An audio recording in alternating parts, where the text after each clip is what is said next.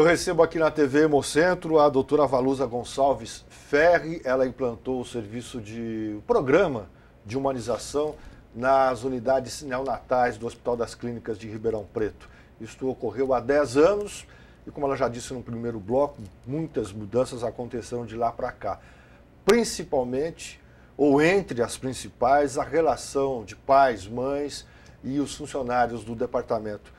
E eu pergunto à senhora como é que é trabalhar com uma criança que está lá em defesa e com um pai e mãe desesperados, querendo que o filho ou a filha voltem para casa logo, e o profissional tendo que cuidar de tudo isso. Não é tão complicado como parece, Marcos, porque o que acontece na unidade neonatal, a criança entra e ela percorre um caminho com a gente de internação. Então não é uma internação aguda que a criança morre, geralmente não é. Então nós temos uma relação com esses pais, eles não são desconhecidos para a gente, eles criam um vínculo com a equipe. E eles têm uma relação com a gente desde que a gente dá a notícia que o filho dele tem alguma limitação, né? Sendo assim, e ele participando de todos os passos, esse pai, ele vai vivenciar cada momento do tratamento. E essa coisa de ficar desesperado não acontece muito, né? Ele vai ter uma... Agora, né? Agora, depois da humanização. Ele vai ter uma perda a cada dia da criança, né? Porque ter um filho na UTI neonatal é viver luto todo dia. Todo dia. Primeiro porque você imagina que você vai ter um bebê ideal. Nasce um bebê diferente. É o primeiro luto, o luto do bebê ideal. E nós aprendemos a conversar com os pais, né? Porque o médico, o profissional de saúde tem muita dificuldade para conversar, porque ele acha que ele tem de falar com palavras elaboradas, né? E o pai não entende. Então, a primeira modificação que nós fizemos é vamos aprender a conversar para ele entender a gente.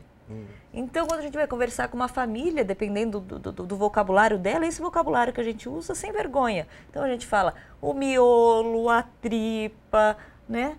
O que precisar, faz metáfora para ser entendido. Outra coisa que a gente não faz, que ajuda a nossa comunicação com o pai, por exemplo, interna uma criança que tem uma síndrome genética grave. Quando entra essa criança na unidade, a criança já tem um monte de característica física de síndrome. E a mãe vai conhecer o filho pela primeira vez. Eu preciso, Marcos, que ela tenha um vínculo afetivo com essa criança, para ela participar de todo esse processo e não ser dilacerante para ela. Isso é uma história daquela vida que está ali, independente de quanto dure.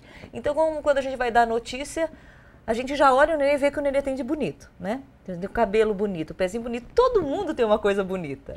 Não tem ninguém que é totalmente diferente.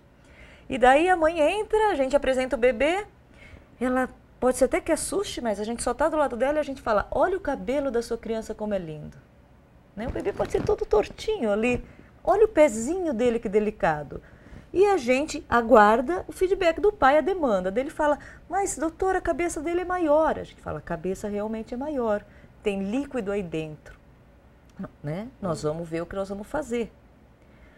E nós vamos dando as notícias de acordo com a capacidade do pai absorver isso. Sempre acompanhado com psicólogo, terapeuta ocupacional. Porque o que acontecia antes, Marcos? O médico, na ansiedade de falar, ele dispara, né?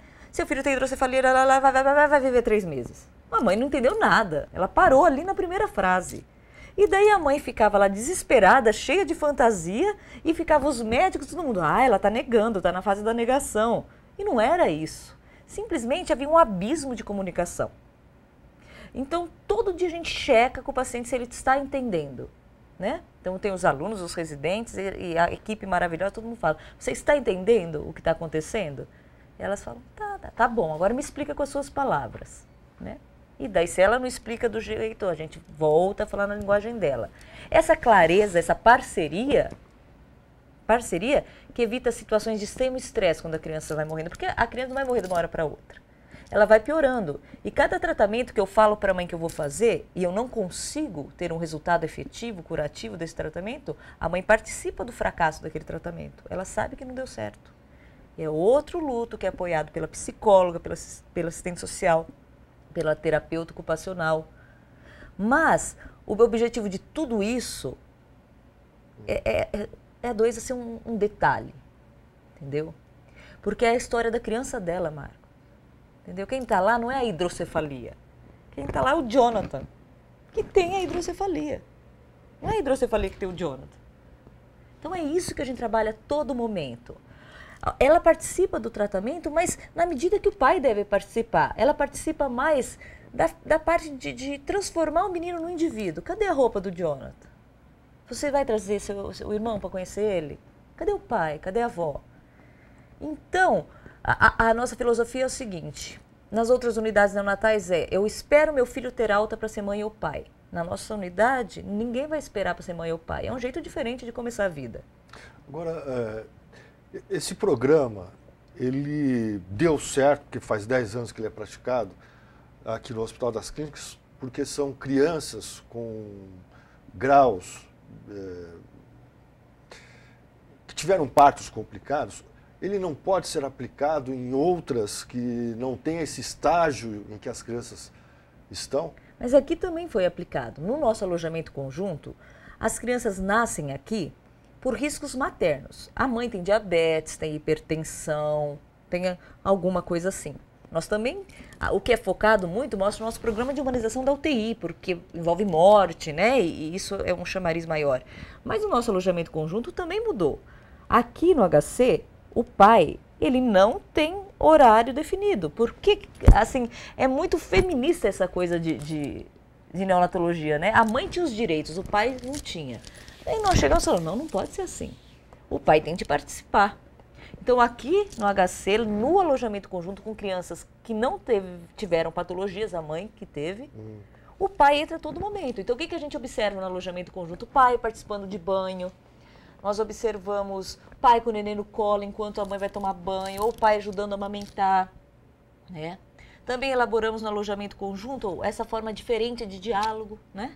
Porque todo mundo acha que amamentar é a coisa mais fácil do mundo. Então, quando uma mulher tem dificuldade no primeiro mês, que vai ter, ela desiste, porque ela tem vergonha de falar. A mulher brasileira já tem uma autoestima baixa em relação à maternidade.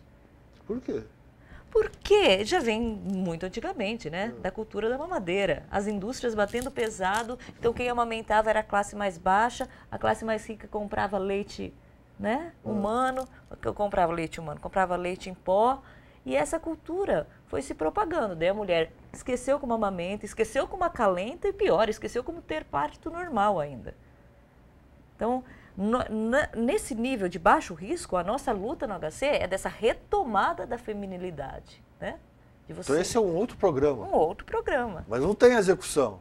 Está em execução. Já está em execução? Já está em execução. Então precisamos contar essa história também. Já está em execução, né? E nós temos reuniões com a mãe, reunião de muito sucesso, porque elas falam, elas argumentam, e a gente fala, olha, vai acontecer isso, vai acontecer aquilo, coisa que não falava, porque a filosofia do pessoal da humanização é falar que é bonito.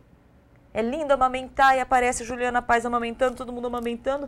Daí a mulher chega em casa e tem um monte de dificuldade e não sabe lidar com isso. E não são nossos números. Aqui, Marcos, 98% sai amamentando, com 3 meses, 32% estão amamentando. Então, o que aconteceu? Desmamou no caminho. É baixo o índice. Desmama no caminho de continuidade da amamentação. Isso acontece por quê? Por falta de rede de apoio. Então, é isso que a HC faz diferente. Elas se reúnem e elas falam, vai interferir na sexualidade, você tem de lidar assim, coisas... Que o pessoal fica velado e uma vergonha que atrapalha a assistência à saúde, nós desmistificamos, né? Quando a gente foi entrar com o pai no alojamento conjunto, todo mundo falava, mas como vai entrar pai aqui? As mulheres estão todas descompostas, com o seio aparecendo.